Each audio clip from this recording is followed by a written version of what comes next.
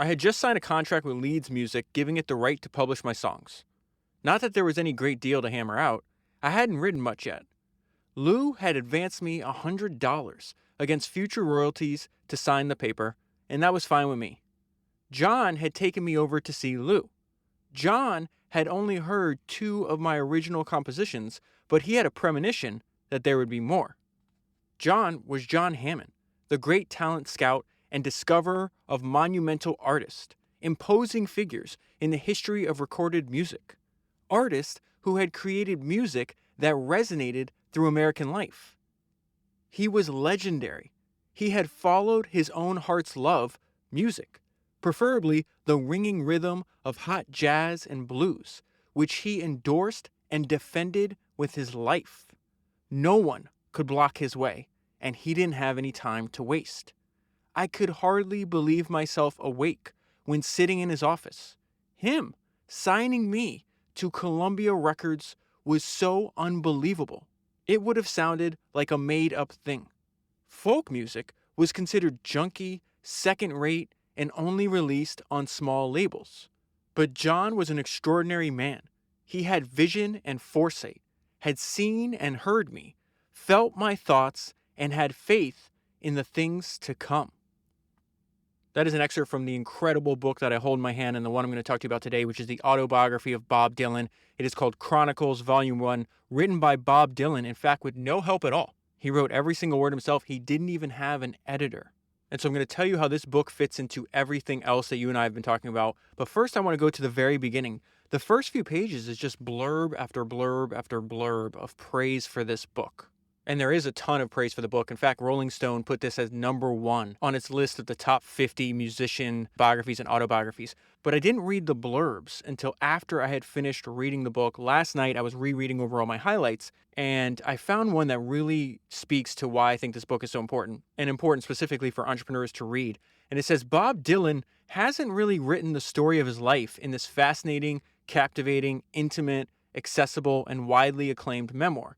Instead, he's written mainly the story of his birth, when he transformed himself from Bobby Zimmerman to Bob Dylan. I heard Bob Dylan say something when he's a much older man that I think speaks to what takes place in this book and what that review really hits on. And Bob said, life isn't about finding yourself. Life is about creating yourself. And so I found this book because my friend Truman Sachs, who listens to the podcast, actually he ordered it, and I was like, ooh, that's a good idea. I should read it. I'd previously told Truman, and I've said this a bunch of times on the podcast, that I think the single best talk on YouTube that's available for YouTube for entrepreneurs and founders to listen to comes from the billionaire investor Bill Gurley. I'll leave the link down below, but you can just find it on YouTube. It's called Running Down a Dream: How to Succeed and Thrive in a Career You Love. I've watched that talk over and over again. I will continue to watch it over and over again in the future. It has had a huge influence on how I approach my work. If you want to hear more details about that, I talked about that when I reread the autobiography of Estée Lauder. So I talk about Bill Gurley's approach and the stuff he talks about in that talk and how I apply it to my work. It's episode 217 of Founders if you want to go back and listen to that. But Bob Dylan is one of the people that Bill Gurley talks about in that talk. And on Twitter, Bill Gurley has recommended this book. He said it is a must read. And so in addition to that, Bob Dylan was also one of Steve Jobs' heroes and one of his main influences on how he approached his work.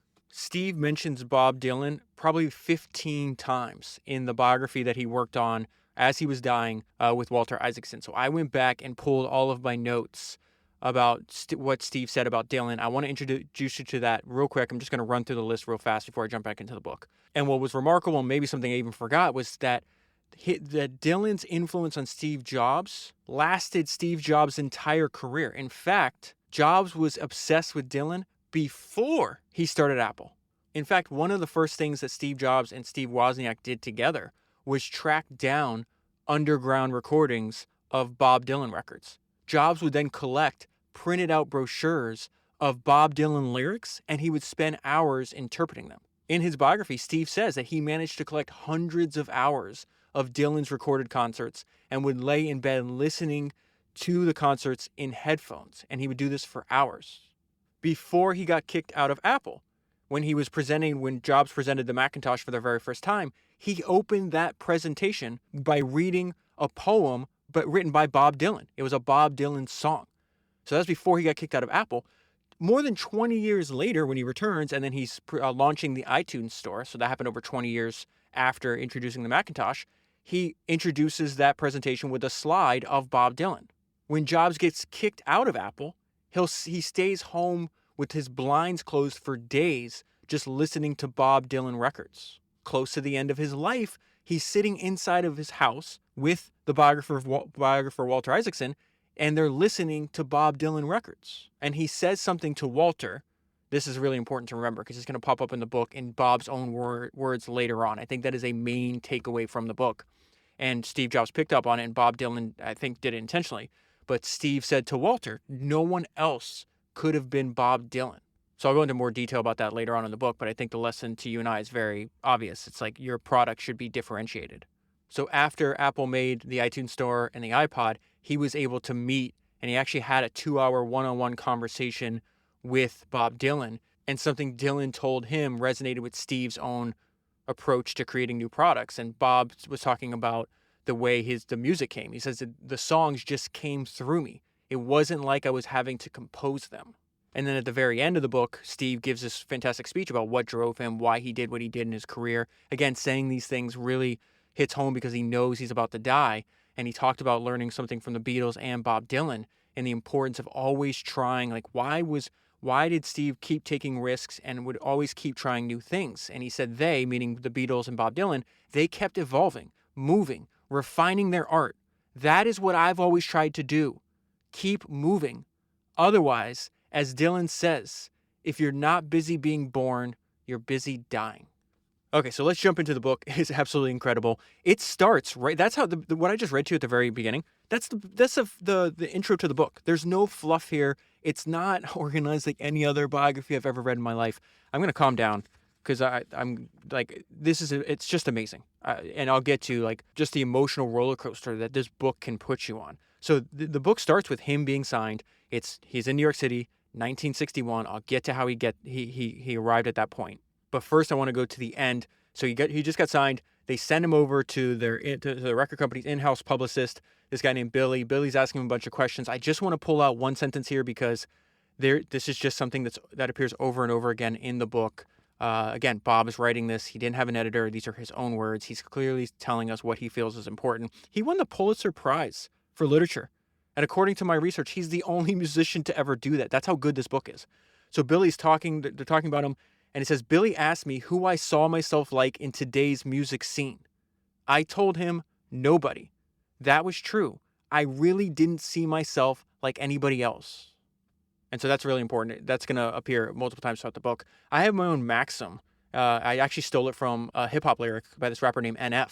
And it really speaks to the importance of having a differentiated product. And NF said, we may be in the same genre, but we don't put out the same product. And I feel that's exactly what Bob was saying there. There was other folk singers, there's other folk musicians, but there was nobody, just like Steve Jobs said, there was nobody like him.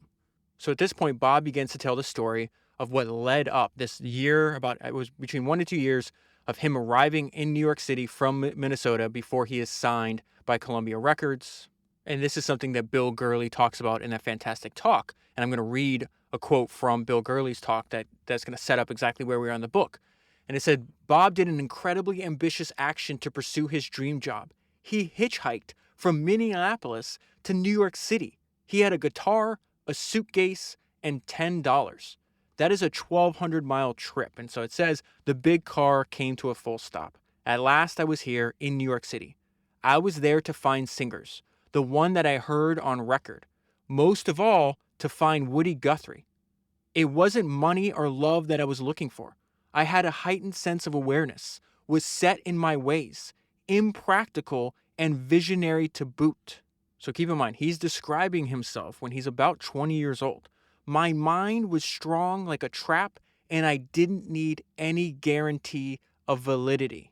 I didn't know a single soul in this metropolis, but that was about to change, and quick. And so one of the musicians he wanted to seek out was this guy named Dave Van Ronk. And he says, Van Ronk worked at the Gaslight, which was a club that had a dominant presence on the street. It had more prestige than any place else. So you can think about what's happening in the book right now is, okay, he's got to figure out, this is like the top of the heap. Gaslight's the club that he wants to get into the most. He's like, okay, how do I break into the Gaslight? I don't know yet, but I'll figure it out.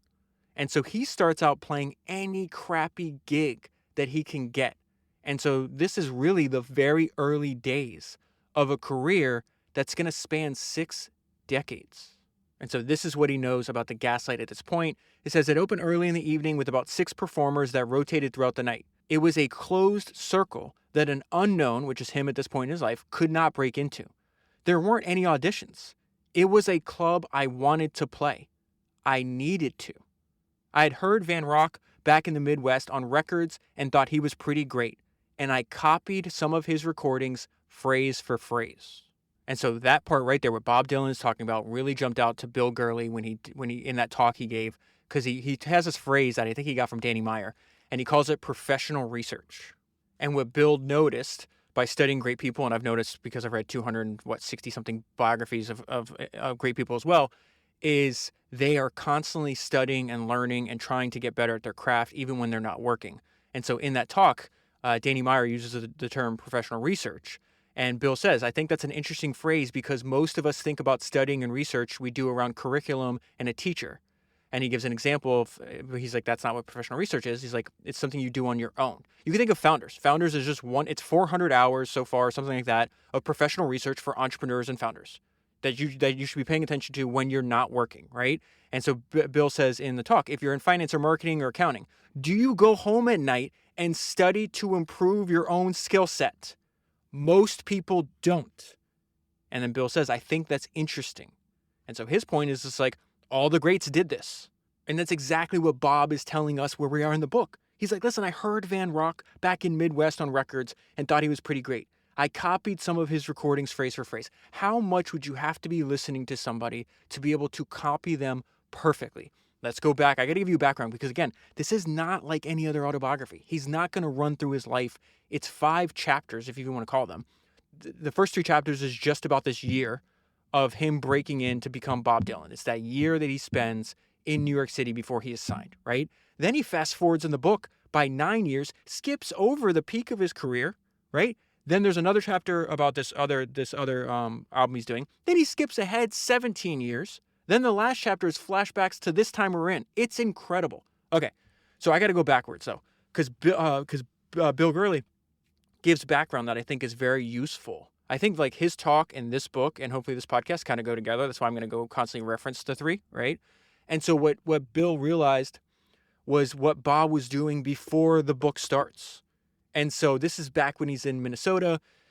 He attended University of Minnesota. I don't even think he went to class. I know he was living in he talks a little bit about this in the book where he's living in like a frat house for free, but he's not part of the frat. And so Bill says over the course of 8 or 9 months, Bob studied every folk album he possibly could. He didn't have a lot of money. And at the time you could walk into a record store and you would listen in a booth. He would do that for hours and hours and hours. Remember, this is probably 2 years before he's going to wind up sitting in the office in Columbia Records. Can't believe that he's being signed to one of the biggest record companies in the world. He would then become friends with people that, this is back in the Midwest, he would become friends with people that also liked folk music but had money because Bob was completely broke. People had money to spend on folk albums. He would go to their house and listen to their record collection as well. He does the same thing when he goes to New York City. He'd sit in these venues, some of these he's going to play, and he would just listen to what all the other artists were doing, right? Just like what are we doing? We're studying what all of the history's greatest entrepreneurs did in the past. We're doing the exact same thing. And it was funny because there's some people that were playing at the time, like you don't understand how good Bob was about this. He watched us so much and studied so much, he could perform any of our songs like us. He could copy the tone, the tempo, everything. And Bill says in his talk, Bob was studying. And that is going to be so important because it's how good he played. Remember, he's like, I got to meet this guy, Dave Van Rock. I'm listening to his albums.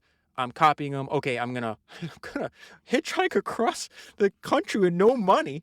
I'm gonna wind up playing at the club he's gonna play. That actually happens. He goes up, and I'll talk about this later, how he seizes the opportunity for the very first time that he sees Dave Van Rock in person. But we're not there yet. He's like, okay, I can't just jump into the Gaslight, right? It's this closed circle. I don't know anybody. I don't have any resources. I don't have a network. So I'm just going to go out and play all these they're usually like containing like a few blocks in New York City is where all these like folk singers and people are performing. And so that's where he goes. He's like, I'll just take any opportunity I can get. And so he talks about this. I wanted to play for anybody. I could never sit in a room and just play all by myself. I needed to play for people and all the time. You can say that I practiced in public, and my whole life was becoming what I practiced. I kept my sights on the gaslight. How could I not? And so he's describing these like crappy little places that he's forced to play. He calls them dens. The mastery of language this guy has is just unbelievable. The writing, I really hope you pick up the book because it's just really incredible. Talent scouts did not come to these dens. They were dark and dingy, and the atmosphere was chaotic. On weekends, if you played all the joints from dusk until dawn, you would make maybe $20. You had to know a trick or two to survive. So he's playing from the time the sun sets to the sun rises, making less than $20 in a weekend. He's just like crashing on other musicians. And one of the best parts of the book is that he meets all these crazy characters, and he's just gifted at describing these personalities. These people jump off the page. They just make life really interesting. But part of that is he's like just crashing. Maybe he'll spend the night at somebody's couch for a few days and then move to somebody else's house for a few days. And so he says you had to know a trick or two to survive. Now let's go back the same exact page. A few paragraphs later, he repeats this over and over again. There's only one me. And he's not doing it from a place of arrogance by any means, okay? What really set me apart in these days was my repertoire. It was more formidable than the rest of the players. My template was hardcore folk songs.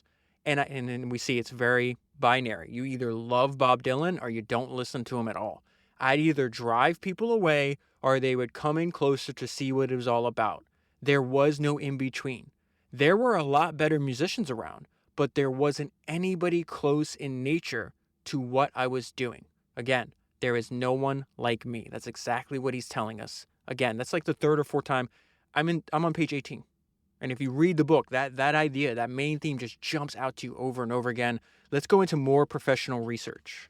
He meets this guy named Izzy. Izzy owns one of these like little dens. And in the back of Izzy's den or bar or whatever you want to call it, venue, I guess, is this giant record collection. So we already know, I think you already know by now, what is Bob going to do here? And what's fascinating, so a bunch of these people he's going to talk about throughout the book, he's had a bunch of influences like every single other person we studied. I didn't know who they were. I wind up looking these up, these names, and sure enough, they were all a generation or two generations before him.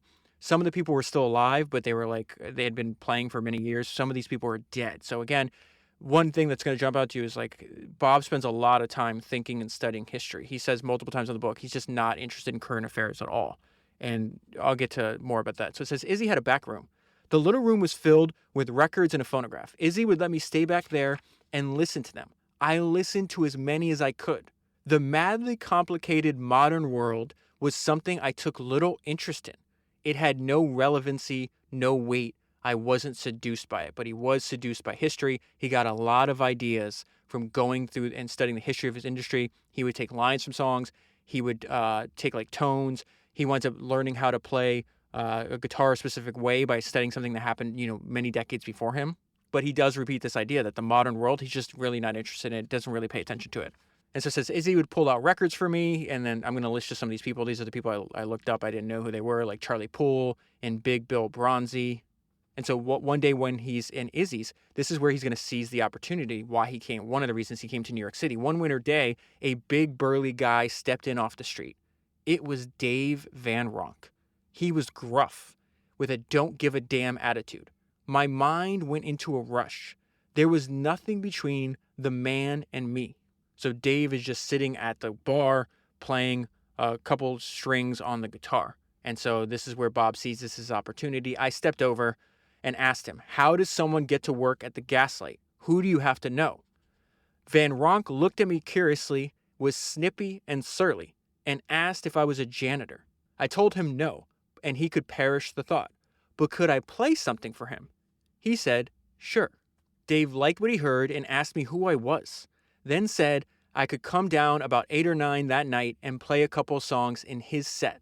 That was How I Met Dave Von Ronk. And so he talks about that is his first big break in New York City. And then he talks about the mentality of an entrepreneur, anybody that's on like chasing their life dream. I guess it's not just exclusive to entrepreneurship, but I think entrepreneurs know exactly this feeling where he's just like, I know something's about to happen. I'd soon be hired to play at the Gaslight, and I would never see the Basket Houses again. Those are like those crappy little places he had been playing before that. Outside, the temperature was about 10 below, but I didn't feel the cold. I was heading for the fantastic lights, no doubt about it. Could it be that I was being deceived? Not likely. I had no false hope. I'd come from a long ways off and had started from a long ways down. But now, destiny was about to manifest itself. I felt like it was looking right at me and nobody else. That is the 20-year-old Bob Dylan. Think about the 60 or 70-year-old Bob Dylan when he said, life isn't about finding yourself. Life is about creating yourself. We are witnessing him create Bob Dylan. And so he talks about the contrast many, many times. I'm going to skip ahead a few pages, give you another example. The contrast between how cold it is outside and the fire that is burning inside of him. Now, what I'm about to read to you is amazing. If you really think that, one, he's still unknown, he hasn't recorded his first album, and he doesn't even have his own place to live. He does not have enough money to have a place of his own. I walked over to the window and looked outside. The air was bitter cold, but the fire in my mind was never out. It was like a wind vane that was constantly spinning. And so another main theme of the book that appears over and over again, and one that really surprised me, it is incredible how much reading this guy is going to do. And he takes ideas from everything that he reads and applies it to his work. This is just incredible writing about a long chain of historical figures. He's now tying it in because, again, he doesn't really talk too much about, he'll give you like little hints about his early life, right? But this is not, again, it's not organized in like any other biography or autobiography that I've read before. So it says, I was born in the spring of 1941. The Second World War was already raging in Europe, and America would soon be in it. If you were born around this time or were living and alive, you could feel the old world go and the new one beginning. It was like putting the clock back to when BC became AD. Everybody born around my time was part of both. Hitler, Churchill, Mussolini, Stalin, Roosevelt. Towering figures that the world would never see the likes of again. Men who relied on their own resolve for better or worse. Every one of them prepared to act alone, indifferent to approval, indifferent to wealth or love, all presiding over the destiny of mankind and reducing the world to rubble. Coming from a long line of Alexanders and Julius Caesars, Genghis Khans, Charlemagnes, and Napoleons. They carved up the world. They would not be denied and were impossible to reckon with. Rude barbarians stampeding across the earth and hammering out their own ideas of geography. And so when he's not practicing, when he's not playing, he's reading. And I'll go into more detail about that. He starts making friends with the eminent dead, which is some advice that Charlie Munger gave to you and I about why he's read hundreds of biographies. He thinks it's essential. He said, and so Dylan's saying, I'd read all this stuff. Voltaire, Rousseau, John Locke, Martin Luther, visionaries, revolutionaries. It was like I knew those guys, like they'd been living in my backyard. So now he gives us an incredible description of this musician that he greatly admired, this guy named Roy Orbison. And again, another theme, he realizes, hey, there is no one else like Roy. Roy had no peer. So Bob Dylan writes, Roy had transcended all the genres. His stuff mixed all the styles and some that hadn't even been invented yet. With Roy, you didn't know if you were listening to mariachi or opera. He kept you on your toes. With him, it was all about fat and blood. He sounded like he was singing from an Olympian mountaintop, and he meant business. He was singing his compositions in 3 or 4 octaves that made you want to drive your car off a cliff. He sang like a professional criminal. His voice could jar a corpse, always leave you muttering to yourself something like, man, I don't believe it. His songs had songs within songs. He was deadly serious. There wasn't anything else on the radio like him. I'd listen and wait for another song, but next to Roy, the playlist was strictly Dolesville, gutless and flabby. So now he's staying with another friend. This friend has a giant collection of books. This might be my favorite part of the entire book. This is still pre-record deal. This is him still trying to figure things out. So he says, I turned the radio off and went into the other room, a windowless one with floor-to-ceiling library. The place had an overpowering presence of literature, and you couldn't help but lose your passion for dumbness. There were all types of things in here. Books like Thucydides, the Athenian general, a narrative that would give you chills, which is exactly what happened to me during this section. It was written 400 years before Christ, and it talks about how human nature is always the enemy of anything superior. It's like nothing has changed from his time to mine. There were novels by Balzac, Hugo, and Dickens. I usually opened up some book to the middle, read a few pages, and if I liked it, I went back to the beginning. I was looking for the part of my education that I never got. Sometimes I'd open up a book and see a handwritten note scribbled in the front. Like in Machiavelli's The Prince, there was written, "The spirit of the hustler." There were endless rows of books. Then he starts reading about one of the books he read was about Alexander the Great. I just read a biography of him too. If you haven't listened to it, it's Founders number 232.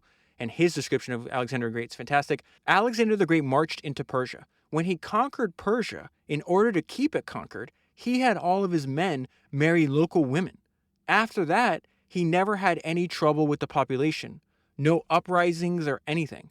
Alexander knew how to get absolute control. I wanted to read all of these books. And he's reading a lot of biographies. He says, I read a biography about Robert E. Lee.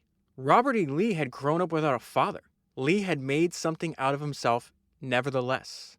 Not only that, but it was on his word, and his word alone, that America did not get into a guerrilla war that probably would have lasted till this day. The books were something. They were really something. I read a lot of the pages aloud and liked the sound of the words, the language. And as he's reading and telling us the story of this education he's giving himself, he's always relating it back to his craft. Folk singers could sing songs like an entire book, but only in a few verses. I'd always return to the books. I would dig through them like an archaeologist. That's exactly what I feel like I do. I read the biography of Thaddeus Stevens. He lived in the early part of the 1800s and was quite a character. He's from Gettysburg and he's got a club foot. He grew up poor, made a fortune, and from then on championed the weak and any other group who wasn't able to fight equally. Stevens had a grim sense of humor, a sharp tongue, and a white-hot hatred for the bloated aristocrats of his day. He wanted to confiscate the land of the slaveholding elite. He once referred to a colleague on the floor of the chamber as slinking in his own slime. Stevens was hard to forget. He made a big impression on me. He was inspiring. Him and Teddy Roosevelt, maybe the strongest U.S. president ever. I read about Teddy too. He was a cattle rancher and a crime buster, had to be restrained from declaring war on California. He had a big run-in with J.P. Morgan. Roosevelt backed him down and threatened to throw him in jail. Either one of those guys, Stevens or Roosevelt or even Morgan, could have stepped out of a folk song. So I got to read you this note I left myself as I was going through this section. This goes on for many, many pages. And I said, these last few pages impacted me so greatly. I'm currently sitting in the Central Library in Austin, Texas, with tears in my eyes. And so I was in Austin for a few days, and every morning I would get up and go to this beautiful library. It's in downtown Austin. It's like 5 stories tall. I think it was just built. It's called the Central Library.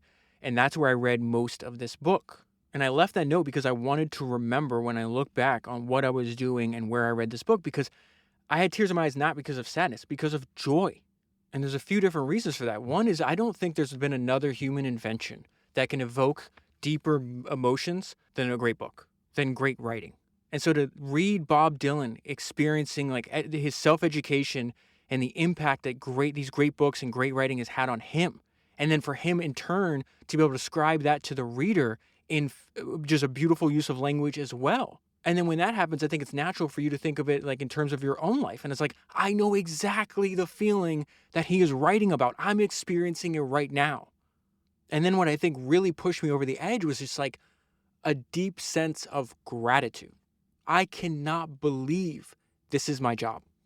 And when Bob writes, the books were really something. They were really something. I read a lot of the pages aloud and I liked the sound of words and the language. I knew exactly what he's talking about. And I think what made this experience even more overwhelming is that, like, I'm in the reading room. I think it's on the 4th level of the Austin Central Library. And they have these like giant pieces of steel, where it looks like pieces of steel hanging off the building. I think is like a decoration. But from the inside, so from the outside, you just see like what looks like some kind of added design on the building. But on the inside, from where I was, there's etched into what I think is steel is all of these fantastic quotes about the power of reading and about the power of books.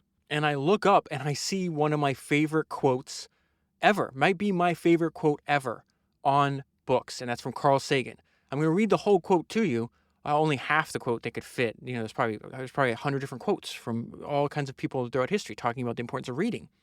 And Carl said, "What an astonishing thing a book is. It's a flat object made from a tree with flexible parts on it, which are imprinted lots of funny dark squiggles. But one glance at it and you're inside the mind of another person, maybe somebody dead for thousands of years. Across the millennia, an author is speaking clearly and silently inside of your head, directly to you. Writing is perhaps the greatest of human inventions, binding together people who never knew each other, citizens of distant epochs. Books break the shackles of time. A book is proof that humans are capable of working magic." And that is the way this section of the book feels to me. The idea that Bob had this experience over 60 years ago. He decided to write it down almost 20 years ago. I pick up the book 20 years, maybe 20 years after he wrote it, and I had that exact same emotional experience. This book bound together people who never knew each other. I will never know Bob Dylan. The book broke the shackles of time. It was just incredible. There's one other book I want to talk to you about that he wrote about, and this is just amazing because in this case, Dylan is going to sound like a captain of industry instead of a folk singer. So he picks up the Clausewitz book. So he says, "I also looked at von Krieg, the Clausewitz book. They called Clausewitz the premier philosopher of war. The book was published in 1832, and Clausewitz had been in the military since he was 12. His armies were highly trained professionals, not young men who served only for a few years or more. His men were hard to replace." So in the middle of this, I double underline two things that Bob was talking about because I think they're applicable to you and I. Thinking about the people you want to work with, you want highly trained professionals. And number two, you want people that are hard to replace. His men were hard to replace, and he talks a lot about how to maneuver into position where the other side can see there's no fighting chance, and they basically lay down their arms. I had a morbid fascination with this stuff. I'd always pictured myself dying in some heroic battle rather than in bed. I wanted to be a general with my own battalion. And so at this point, he has a flashback to when he was in Minnesota, and he's just trying to play any gig he can. He's extremely young. I think he's like 17 or 18 at this point. And he forms all these bands, and then they keep breaking up. And he's like, "I don't care. I'm going to keep going forward no matter what." So it says, "I kept forming these bands because I was determined to play. There was a lot of halting and waiting, little acknowledgement, little affirmation, but sometimes all it takes is a wink or a nod from some unexpected place to vary the tedium of your baffling existence." And so he is talking about the importance of words of encouragement. And there's a super famous wrestler, professional wrestler at this time, that is going to see Bob Dylan play and provide that word of encouragement. That is this guy named Gorgeous George. That happened to me when Gorgeous George, the great wrestler, came to my hometown. In the mid-1950s, I was performing in the lobby of the Veterans Memorial Building. I was playing on a makeshift platform in the lobby, and suddenly the doors burst open, and in came Gorgeous George. He roared in like a storm, in all his magnificent glory. He had valets and was surrounded by women carrying roses. He was wearing a majestic, fur-lined gold cape. He brushed by the makeshift stage and glanced toward the sound of the music. He didn't break stride, but he looked at me. He winked and seemed to mouth the phrase, "You're making it come alive." I never forgot it. It was all the recognition and encouragement I would need for years to come. Sometimes that's all it takes. The kind of recognition that comes when you're doing the thing for the thing's sake and you're onto something. It's just that nobody recognizes it yet. And so what's fascinating is several pages later, when he's back in New York City before he signed to Columbia, he has a very similar experience. It's really the way I thought about it. It's like it's a great description of the time in his life when before he is Bob Dylan. And so I want to read this whole thing to you because I think these experiences are important because they keep you going. And so it says, sometimes you know things have to change, are going to change, but you can only feel it. But you don't know it in a purposeful way. Little things foreshadow what's coming, but you may not recognize them. But then something immediate happens and you're in another world. You jump into the unknown. You have an instinctive understanding of it. You're set free. You don't need to ask questions and you already know the score. It seems like when that happens, it happens fast, like magic. But it's really not like that. It isn't like some dull boom goes off and the moment has arrived. It's more deliberate. It's a reflective thing. Somebody holds the mirror up, unlocks the door, something jerks it open, and you're shoved in, and your head has to go into a different place. Sometimes it takes a certain somebody to make you realize it. And so to me, what he's describing there is all the years and years and years of practice of his craft, the studying that he's doing. It may seem, okay, I'm signed to a major record company in 1962. I'm world famous 12 months later. But that is just the public recognition of all the private work that he had been doing that very few people. He talks about, playing in venues where there might be 3 or 4 people in the audience. And so I think about that part in the book is very similar to what happened maybe half a decade earlier in Minnesota with Gorgeous George. So I mentioned earlier, one of my favorite parts of the book is that he's meeting all these crazy characters. He does a great job describing their personality. They really jump out from the page. And they really help him and influence like the trajectory of not only his career, but his life as well. Right from the start, you could tell that Nerwith had a taste for provocation and that nothing was going to restrict his freedom. This is another folk singer. He was in a mad revolt against something. You had to brace yourself when you talked to him. Somebody should have immortalized Nerwith. He was that kind of character. He could talk to anybody until they felt like all their intelligence was gone. With his tongue, he ripped and slashed and could make anybody uneasy. Also could talk his way out of anything too. Nobody knew what to make of him. Nerwith was a bulldog. Then he talks about another folk singer that he met. Before I get there, he just has a great line, and I think a very short way to understand his mentality at this time. I knew what I was doing and wasn't going to take a step back or retreat for anybody. So then he talks about this guy, Mike Seeger, who also had an influence on him. And this is what I mentioned earlier, how the people that he is meeting are actually changing his life. And so when Bob studies Mike, he comes to the realization, I have to change my thought patterns. What I had to work at, Mike already had in his genes. It was in his genetic makeup. Before he was even born, this music had to be in his blood. It dawned on me that I might have to change my inner thought patterns, that I would have to start believing in possibilities that I wouldn't have allowed before. Like getting signed to Columbia Records less than 12 months later, right? That I had been closing my creativity down to a very narrow, controllable scale. That things had become too familiar, and I might have to disorient myself. And then he goes into more detail about more professional research that he's doing. I did everything fast. I thought fast, I ate fast, I talked fast, and I walked fast. I even sang my songs fast. I needed to slow my mind down if I was going to become a composer with anything to say. I couldn't exactly put in words what I was looking for, but I began searching in principle for it over at the New York City Public Library. And so I'm not sure why, but he becomes obsessed with studying the American Civil War. And I mentioned to you earlier how he's really not interested in current events. He repeats that over and over again, but he does have this deep love of history. So he doesn't explain why he's doing this, but he does explain what he gets out of it. And so he goes to the New York City Library, he goes to one of the reading rooms, and he says, I started reading articles in newspapers on microfilm from 1855 to about 1865 to see what daily life was like. I wasn't so much interested in the issues as intrigued by the language and rhetoric of the times. And one thing he's realizing is that human nature is constant. It wasn't like it was another world. It was the same one, but with more urgency. Abraham Lincoln comes into the picture in the late 1850s. He's referred to as a baboon or a giraffe, and there were a lot of caricatures of him. Nobody takes him seriously at this time. It is impossible to conceive that he would become the father figure that he is today. You wonder how people so united by geography and religious ideals could become such bitter enemies. It all makes you feel creepy. The age that I was living in didn't resemble this age, but yet it did in some mysterious and traditional way. Not just a little bit, but a lot.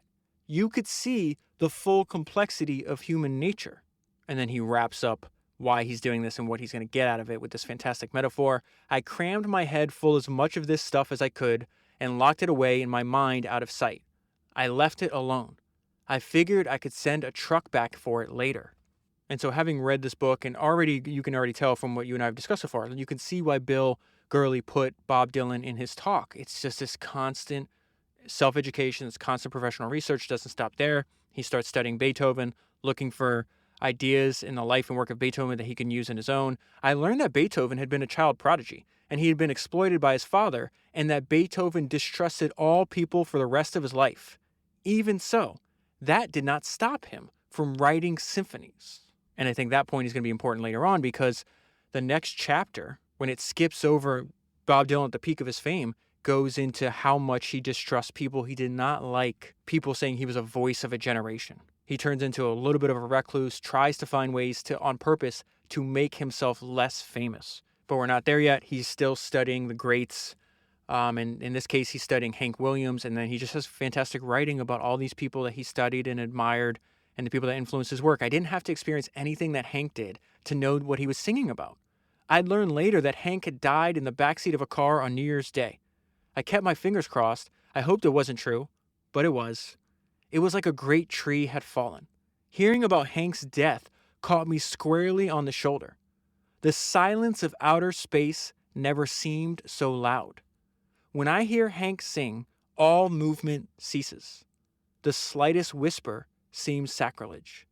In time, I became aware that in Hank's recorded songs were the archetype rules of poetic songwriting. Remember, Bob Dylan, not at this point in his career, but now he's referred to as maybe the greatest songwriter of all time. And he's saying, I just studied Hank. These are Hank's rules. He's going to get there in a minute. I became aware that in Hank's recorded songs were the archetype rules of poetic songwriting.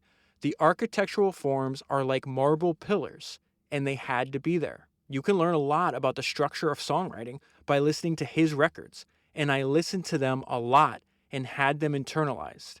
In a few years' time, the folk and jazz critic for the New York Times would review one of my performances and would say something like, he breaks all the rules in songwriting except that of having something to say. The rules, whether that critic knew it or not, were Hank's rules. And then he ends this section of his life asking and then answering, how do I know I'm on the right track? March was coming in like a lion, and once more I wondered what it would take to get into a recording studio, to get signed by a folk record label. Was I getting any closer? The future was nothing to worry about. It was awfully close, and that is important. That it really struck me when I reread this last night. What's happening there? To me, the first part of that, the first sentence, where it's like, I've been here for months. I'm wondering, like, how am I going to get into a recording studio? How am I going to get signed? That is Bob Dylan from the perspective when he's 20 years old. And he ends it, to me, is the older Bob Dylan almost talking to himself because he knows the outcome. The future was nothing to worry about. It was awfully close. And if you think about it, even the structure of the book is amazing, because the first 3 chapters is all about Bob Dylan becoming Bob Dylan.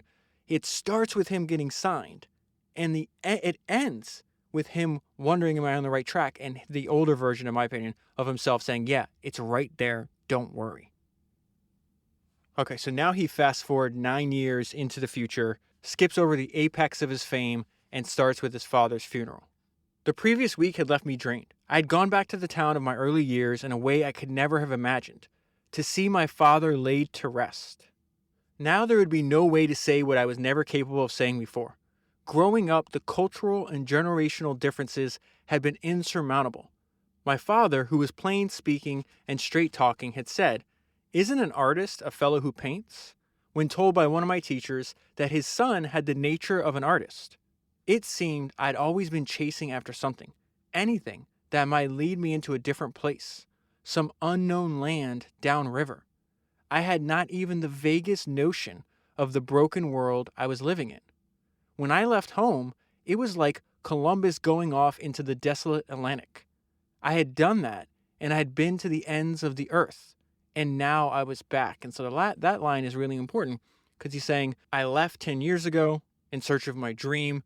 I have now, on the other side of that dream, I have experienced things that very few humans that have ever lived have experienced. And now I'm back to where my life started, laying to rest my father. And they had a complicated relationship. In the short time I was home, it all came back to me. The older order of things. But something else did too. That my father was the best man in the world and probably worth 100 of me. But he didn't understand me. We had more in common now than ever. I too was a father 3 times over. There was a lot that I wanted to share and to tell him. And so that part is also devastating to the reader because it's like we have so much more in common. I'm older. I understand your perspective now. There's so much I want to talk to you about. And he can't. And he never will be able to again. And so this chapter is supposed to be about him making the album New Morning. But really, it is about the price of fame and Bob Dylan trying to run away from Bob Dylan. Truth was that I wanted to get out of the rat race. Having children changed my life and segregated me from just about everybody and everything that was going on. So this idea of being completely separate from the outside world is a main theme in the book. It is why some people think that Bob Dylan is more like a recluse or an extremely private person, even though he's one of the most famous musicians to ever live. He did that intentionally. Outside of my family, nothing held any real interest for me, and I was seeing everything through different glasses. Even the horrifying news items of the day, the gunning down of the Kennedys, of Martin Luther King, of Malcolm X.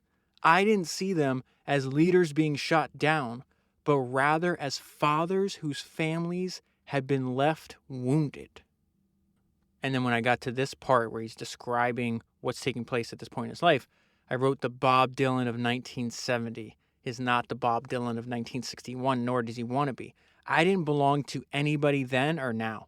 I had a wife and children whom I loved more than anything else in the world. I was trying to provide for them, to keep out of trouble, but the press kept promoting me as the mouthpiece, spokesman, or even conscience of a generation. That was funny.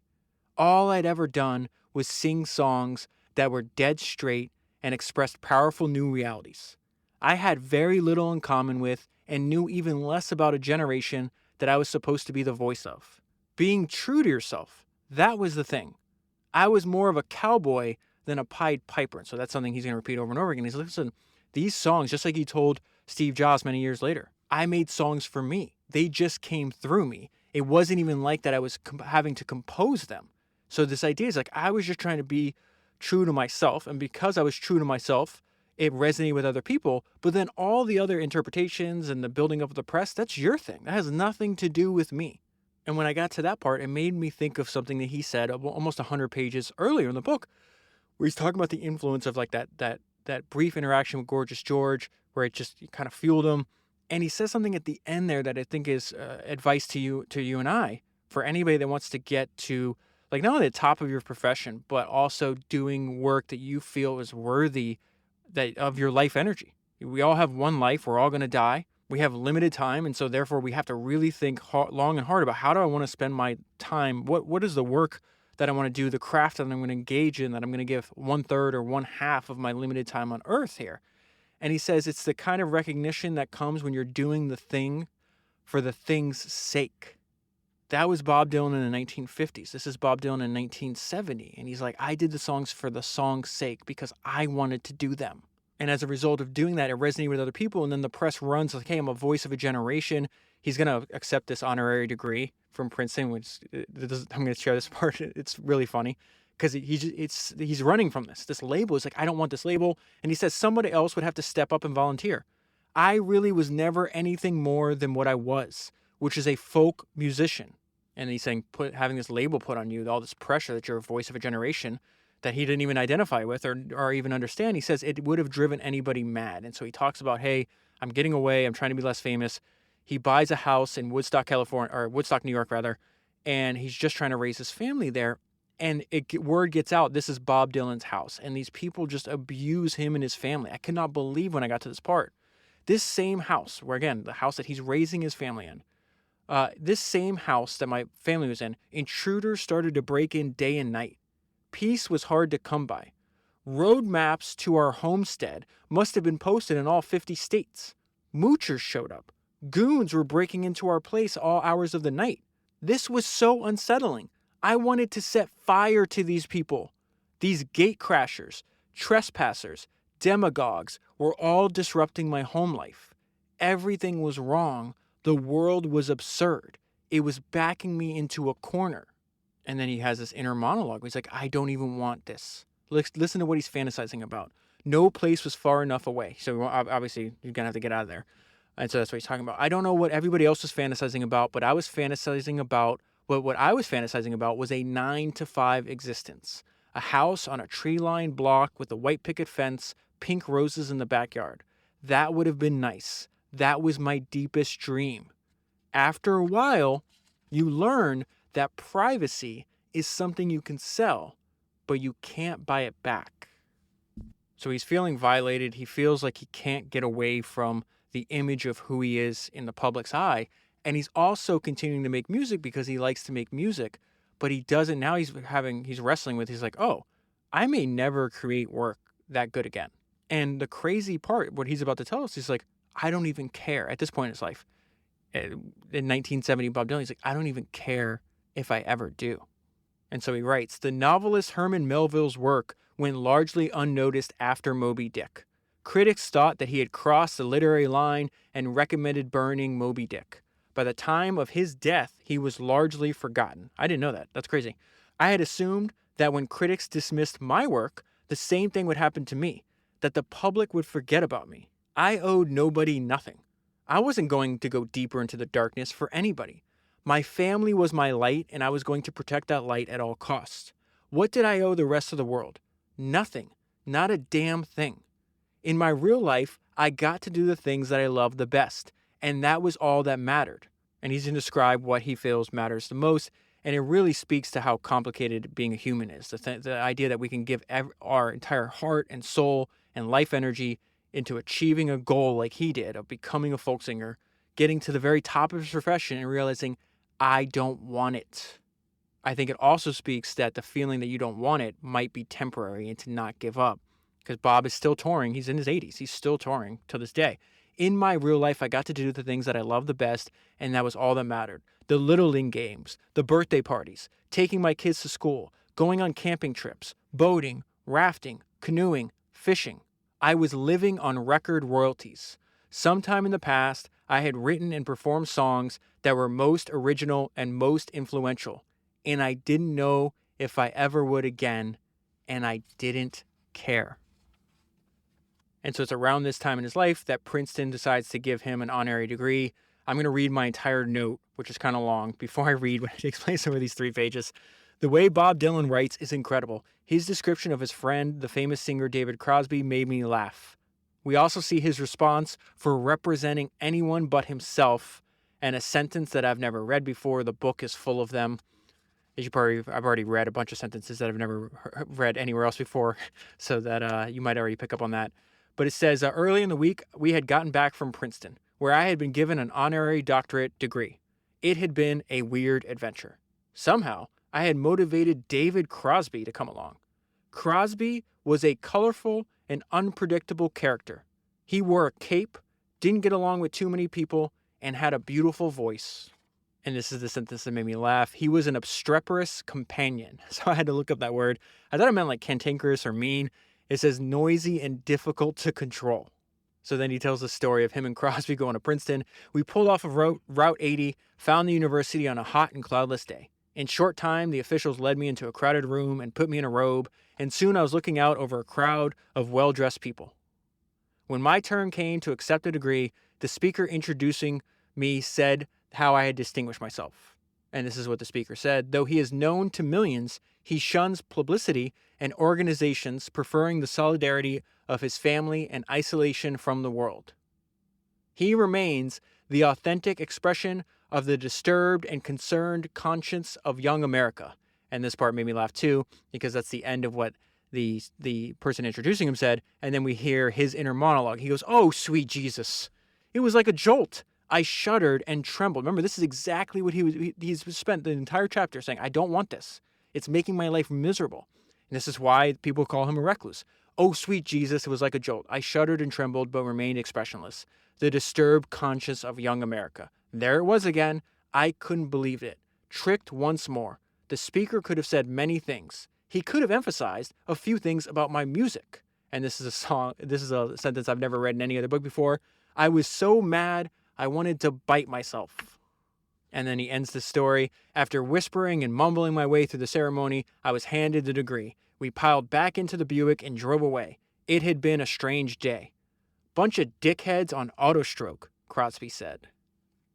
And then he finally gets in. He finally ends the chapter with just a couple pages on actually making the album. And it's remarkable that he admits this. And it's done intentionally, so you can kind of understand what's taking place. Like when you read, you feel like you're almost like experiencing his life through his eyes, right? And really what he's talking about is like, this is when you know that your soul just isn't in the work. And so after I read this, I wrote a note to myself. I was like, now it makes sense why 90% of this chapter wasn't about making the album, but about struggling with this time in his life. And so Bob writes, "I recorded some stuff. At least these songs wouldn't make any headlines. Message songs? There weren't any. Anybody listening for them would have to be disappointed. When will the old him be back? They would ask. Not today. That my records were still selling surprised even me. Maybe there were some good songs, and maybe there weren't. Who knows? But they weren't the kind where you hear an awful roaring in your head. I knew what those kind of songs were like, and these weren't them. It's not like I didn't have any talent. I just wasn't feeling the full force of the wind. I was listening to some of the playbacks, and they sounded okay, but it wasn't great. Some critics would find the album to be lackluster. Oh well. Others would triumph it finally as the old hymn is back. I took it as a good sign. All this happened in what critics would later refer to as my middle period." And then this is 17 years after the last story. He's 46 years old. He's lost and broken down. And so as I was reading through the section, I left a note a few pages from now. I was like, this is the closest I think he gets to ever quitting. Always prolific, but never exact. Too many distractions had turned my musical path into a jungle of vines. I'd been following established customs, and they weren't working. The windows had been boarded up for years and covered with cobwebs, and it's not like I didn't know. The previous 10 years had left me pretty whitewashed and wasted out professionally. Many times I'd come near the stage before a show and would catch myself thinking that I wasn't keeping my word with myself. I had single-handedly shot myself in the foot too many times. It's nice to be known as a legend, and people will pay to see one, but for most people, once is enough. I hadn't actually disappeared from the scene, but the road had narrowed. There was a missing person inside of myself, and I needed to find him. I did try a few times, tried hard to force it. In nature, there's a remedy for everything, and that's where I'd usually go hunting for it. Think things out. But it was no use. I felt done for. An empty, burned out wreck. Too much static in my head, and I couldn't dump the stuff. I am in the bottomless pit of cultural oblivion. And this is the part where I said I think this is the closest he ever gets to quitting. I'd been on an 18-month tour with Tom Petty. It would be my last. I had no connection to any kind of inspiration. Whatever was there to begin with had all vanished and shrunk. Tom was at the top of his game, and I was at the bottom of mine. My own songs had become strangers to me. I couldn't wait to retire. The mirror had swung around, and I could see the future. An old actor fumbling in garage cans outside the theater of past triumphs. And this is where he is saved by an old jazz singer. He's supposed to be playing a couple shows with the Grateful Dead. They're practicing. They say, hey, why don't we do some of your old songs, Bob? And Bob's like, yeah, okay, I forgot something in my hotel. And he walked out, said, I'll be right back. He was planning on never returning. And I think the main lesson in this entire section that is instead of running away, you have to find ways to get out of your own head. And so we pick up the story where he just walked out, said, hey, I'll be right back. I got to get something from my hotel. I wasn't planning on going back. I started at the street. Maybe 4 or 5 or 6 blocks went by, and then I heard the sounds of a jazz combo playing up ahead.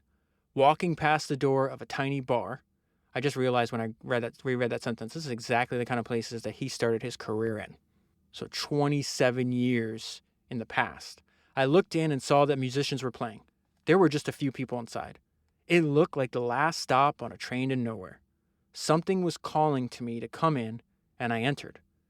I got within 4 feet of the stage and just stood there. I ordered a gin and tonic and faced the singer. He was an older man. They played jazz ballads. The singer wasn't very forceful, but he didn't have to be. He was relaxed, but he sang with natural power. Suddenly, and without warning, it was like the guy had an open window to my soul. It was like he was saying, you should do it this way.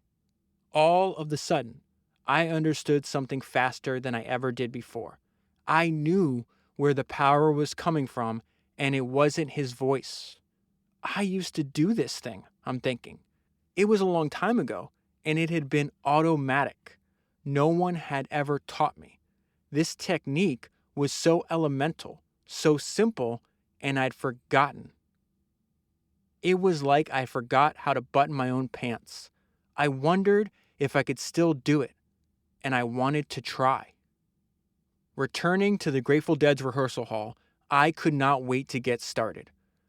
I wanted to see if I could sing using the same method that the old singer used. At first, it was hard going, like drilling through a brick wall. All I did was taste the dust. But then miraculously, something internal came unhinged. In the beginning, all I could get out was a blood-choked, coughing grunt, and it blasted up from the bottom of my lower self, and this is the main point, but it bypassed my brain. Get out of your own head. It burned, but I was awake. This was revelatory. I played these shows with the Dead and never had to think twice about it. I had that old jazz singer to thank. And so this idea of taking a break, getting out of your own mind is something that appears over and over again, seems to be very useful for Bob Dylan in his career. After that, he's like, okay, I'm going to make great music again. And so he starts writing a bunch of songs for the first time in maybe over 10 years. Dylan winds up, I think Bono comes over. I think they're having dinner at Dylan's house, if I remember correctly. And Bono asks Dylan, like, do you have any new songs? Do you have any new music? And Dylan goes and pulls out all of these compositions that he wrote. It had been decades before he had like a productive spurt that is happening at this point in his life. And Bono's reading over the lyrics. He's like, hey, I have a producer that you need to go and work with. And so Dylan is going to work with the producer that Bono recommended on this album called Oh Mercy. And so they set up shop in this mansion in New Orleans and they're recording new music and in some cases great music. But there's also times during the making of this album where Bob Dylan feels lost. And so I just want to read a story that takes place because this is, I think, again, something that Dylan would suggest over and over again. It's going to take place over a couple pages. And it's this idea that if you find yourself stuck, take a break, grab your lover, and get out of town. I was up early and I rooted my wife out of bed. Daylight was 2 hours away. What's wrong now? She said. I hadn't thought that anything was wrong. Within minutes, she had slipped out of her loose robe and was making coffee. By daybreak, we were riding on the Harley and had crossed the Mississippi River, heading towards Route 90. No purpose in heading there. It was just a place to go. I was feeling stuffy. I needed to get out of town. Something wasn't clicking, like when the world is hidden from your eyes and you need to find it. I parked the bike close to an old water tower. We got off and walked around. We walked along adjoining roads that were dwarfed by ancient cypress trees, some 700 years old. It felt far enough away from the city. So that's another main theme. He just said that nature has all the answers to your problems. Anytime he feels like lost or he just wants to get away, he goes out, gets away from the city, and goes into nature. It felt good to be off by ourselves. I looked at my wife. The one thing about her that I always loved was that she was never one of these people who thinks that someone else is the answer to their happiness, me or anybody else. She always had her own built-in happiness. I valued her opinion and I trusted her. We pulled in for the night and I shut the bike down. It was a nice ride. We stayed at a bed and breakfast cottage. I laid down, listened to the crickets and the wildlife out the window in the eerie blackness. I like the night. Things grow at night. My imagination is available to me at night. All my preconceptions of things go away. Sometimes you could be looking for heaven in the wrong places.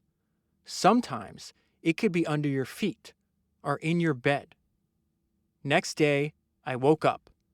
I felt like I had figured something out. And then what was also interesting from this point of his life is as he's about to wrap up his album, he's having the conversation with the producer. His name is Danny. And Danny is shocked to learn who Bob Dylan had been listening to. And so I'm going to read my note to you first, and then I'll read this section and it'll make sense. Somebody different was bound to come along sooner or later. Bob Dylan knows that because at one time, that was him. And so I don't think there's anything shameful about the fact that Bob Dylan of 87 does not have that same creative spark that Bob Dylan of 1962, 63, and 65 had. In fact, in Steve Jobs' biography, when they're having that conversation and he's telling Steve, this 2-hour conversation, he's like, hey, listen, like the songs just come through me. It wasn't even like I was having to compose them. He also says that just doesn't happen anymore. I just can't write them that way anymore. But he says I can still sing them. And so what I think Bob is about to tell Danny here in the book really speaks to the environment that is conducive to your best creative work. Danny asked me who I'd been listening to recently, and I told him Estée. He was surprised, but he shouldn't have been. A few years earlier, Curtis Blow, a rapper from Brooklyn, had asked me to be on one of his records, and he familiarized me with all that stuff. Ice-T, Public Enemy, NWA, Run DMC. These guys definitely weren't standing around bullshitting. They were beating drums, tearing it up, hurling horses over cliffs. They were all poets and knew what was going on. Somebody different was bound to come along sooner or later who would know that world, who had been born and raised with it, be all of it and more. And I'll pause there to say that's very interesting because when I read Jay-Z's autobiography, if you haven't listened to it, it's episode 238. He was somebody different who was born in that world, raised in it. And one of the most surprising things about Jay-Z's autobiography is just how steeped he was in the history of hip hop, how he studied all those guys, how he learned from them. In some cases, he wound up meeting them and going on tour with them. Somebody different was bound to come along sooner or later who would know that world, been born and raised in it, be all of it and more. It's almost like Bob Dylan's describing the younger version of himself, isn't it? He'd be able to balance himself on one leg on a tightrope that stretched across the universe. And you'd know him when he came. There would be only one like him. He is describing his younger self.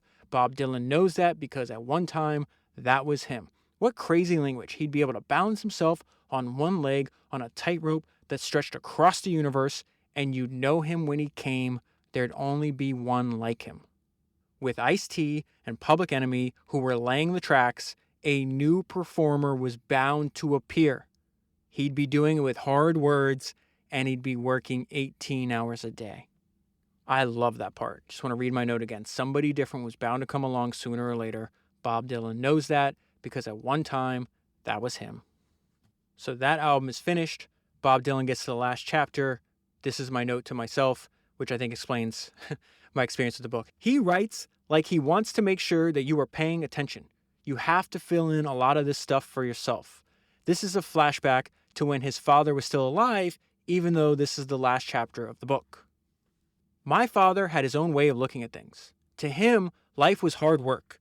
He'd come from a generation of different values, heroes and music, and wasn't so sure that the truth would set anybody free. He was pragmatic and always had a word of cryptic advice.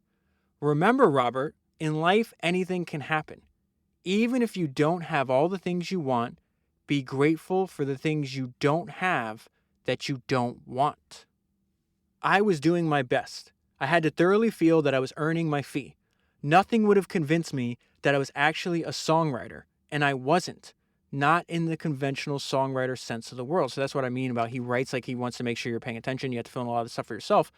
Without warning, now we're back to the Bob Dylan of 1961, the Bob Dylan trying to be signed, trying to achieve his life's dream. And he spends a lot of time expounding on that same theme that Bill Gurley talks about in Running Down a Dream, how to survive or how to succeed and thrive in a career you love. And that's this professional research. And now he gets to his hero, Woody Guthrie, the main person he wanted to meet when he hitchhiked to New York. As far as serious songwriting went, the songs I could see myself writing if I was that talented would be the kinds of songs that I wanted to sing. Outside of Woody Guthrie, I didn't see a single living soul who did it.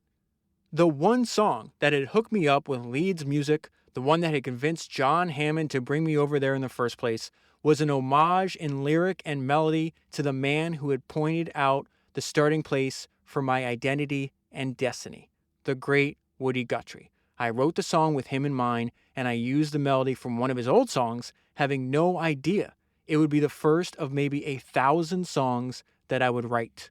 My life has never been the same since I first heard Woody on a record player in Minneapolis a few years earlier. When I first heard him, it was like a 1,000,000 megaton bomb had dropped. And then he goes back and gives you the prehistory of why he was so obsessed. And he discovered Woody in Minnesota. So he goes back to this time. This is when he's around in college, but he dropped out. I found the local record store in the heart of Dinkytown. What I was looking for were folk records. This is when he locks himself in the booth and just listens to this over and over again. I then went further up the street and dropped into the 10 o'clock Sculler, which is a coffee house. I was looking for players with kindred pursuits. The first guy I met in Minneapolis, who was like me, was sitting around in there. It was John Corner. Performers like Corner and myself would go anywhere to hear anybody we thought we hadn't heard. I loved all these ballads right away. They were romantic as hell and high above the popular love songs that I'd ever heard. I was beginning to feel like a character from within these songs, even beginning to think like one. And so the experience that Bob Dylan is having in music, I think you and I have with books. I feel like I'm a character in a lot of these books, and I even begin to think that I start to think like one as well. I know exactly what he is talking about. There's a fantastic lyric on Kanye West's first album. It's in this song called Spaceship. It's describing the struggle that he went through to try to become a producer and then a rapper. It's a series of lines I think about all the time. He says, "Y'all don't know my struggle. You can't match my hustle. You can't catch my hustle. You can't fathom my love, dude. Lock yourself in a room doing 5 beats a day for 3 summers. I deserve to do these numbers." And that idea, you can reduce that idea to 5 beats a day. Lock yourself in a room doing 5 beats a day for 3 summers. That experience that Kanye is describing in that song is exactly what Bob Dylan is describing in this autobiography. I played morning, noon, and night. That is all I did. I usually fell asleep with my guitar in my hands. I went through the entire summer that way. And so this part of the book is how bad do you want it? By this time, I was making $3 to $5 every time I played at either a coffee house or another place in St. Paul called the Purple Onion Pizza Parlor. He is doing shows at a pizza parlor. This is a guy that's going to sell 125 million records. The place I was living was no more than an empty storage room with a sink and a window looking into an alley. No closet, a toilet down the hall. I put a mattress on the floor. I met an actress, an inspiring thespian, named Flo Kastner. Flo was odd-looking but beautiful in a wacky way. She had long red hair, dressed in black from head to foot, and she had a folksy demeanor. She was a mystic. She believed in the occult power of trees and things like that. She was also very serious about reincarnation. We used to have strange conversations. One day she asked me if I had ever heard of Woody Guthrie. I said sure, I had heard him on these other records with these 2 other musicians. Then she asked if I had ever heard him all by himself on his own records. I couldn't remember having done that. Flo said that her brother had some of his records and she would take me over there to hear them. That Woody Guthrie was somebody that I should definitely get hip to. Something about this sounded important and I became definitely interested. When the record started to play, I was stunned. I didn't know if I was stoned or straight. What I heard was Woody singing a whole lot of his own compositions all by himself. All these songs made my head spin. It made me want to gasp. I couldn't believe it. He had such a grip on things. He was like none of the other singers I had ever heard, and neither were his songs. It was like the record player itself had just picked me up and flung me across the room. A voice in my head said, "So this is the game." A great curiosity had seized me, and I had to find out who Woody Guthrie was. It didn't take me long. My friend Dave happened to have Woody's autobiography, Bound for Glory, and he lent it to me. What a fantastic title for an autobiography, Bound for Glory. I love that mentality. I went through it from cover to cover like a hurricane, totally focused on every word, and the book sang out to me like the radio. Guthrie writes like the whirlwind, and you get tripped out on the sound of the words alone. Pick up the book anywhere, turn to any page, and he hits the ground running.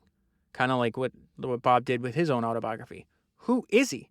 He's a hustling ex-sign painter from Oklahoma, an anti-materialist who grew up in the Depression and Dust Bowl days, migrated west, had a tragic childhood, a lot of fire in his life, both figuratively and literally.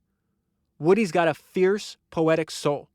He divides the world between those who work and those who don't, and is interested in the liberation of the human race and wants to create a world worth living in. Bound for Glory is a hell of a book. I decided then and there to sing nothing but Guthrie songs.